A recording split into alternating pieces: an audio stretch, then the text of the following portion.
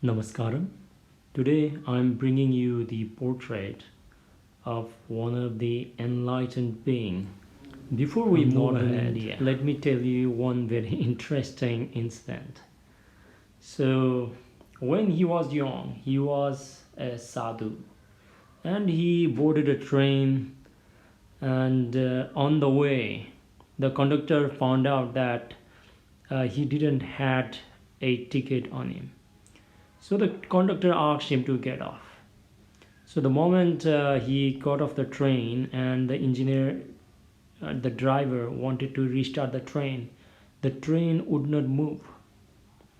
So he was just like the sadhu was just sitting over there on the side, watching what they were trying to do. So the guys tried everything to move the train, but it couldn't move. They tried even like brought another engine and tried to move. It didn't move at all. And then some of the people in the train said that maybe you asked the sadhu to got off. Maybe in case if you let him back in, the train will move on again. So after no choice, because they were stuck over there for a while, so the driver and then the conductor asked him to get into the train. And then when he get into the train, they asked him to uh, go, but like there was a condition. He said that the location where he was staying, there was no train station. So basically, like not only him, but lot of people, villagers living in that area, had to walk a long distance just to get to the train station. So that was a condition he made, and the driver and then the entire people they agreed with him that they are going to build a train station. So after that, he asked them to just start the train, and amazingly the train started. So the location where the train he demanded the train station to be built was called the Neeb Karori. That is how he got his name, Neeb Karori Baba, or the Neem Karoli Baba. And he's quite fascinating. He was a bhakti yogi and completely devoted into the service and devotion.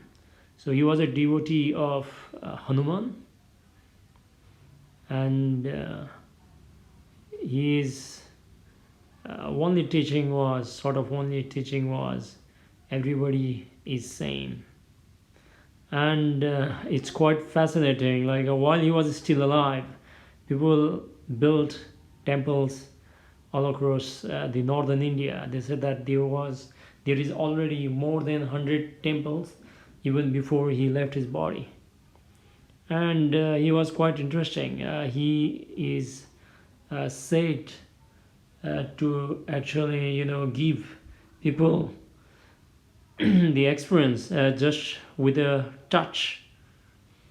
Or there are some uh, you know discussions where like they said encounter that he was able to be in two places at once.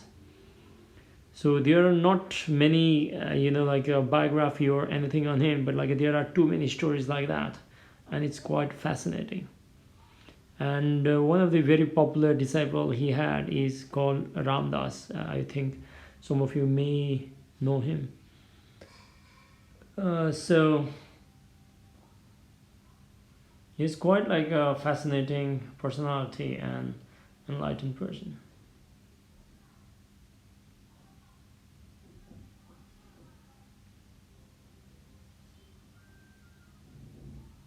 And it is quite great that I'm drawing his picture at the moment. I hope I did the justice to the picture. So here I'm drawing his portrait, working on the darker shades of the image.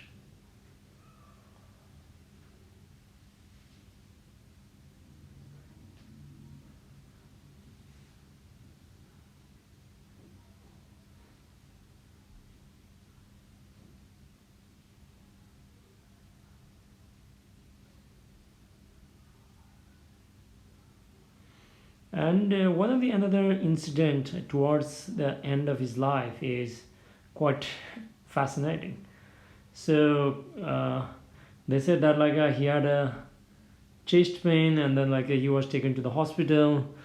After a while, he fainted, and people said that the nurse and then the doctor said that he has got into the diabetic coma and he cannot come out.